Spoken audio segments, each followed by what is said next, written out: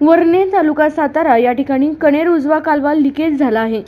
2 दिवसापूर्वी कालव्याला शेतीसाठी पाणी आणले होते।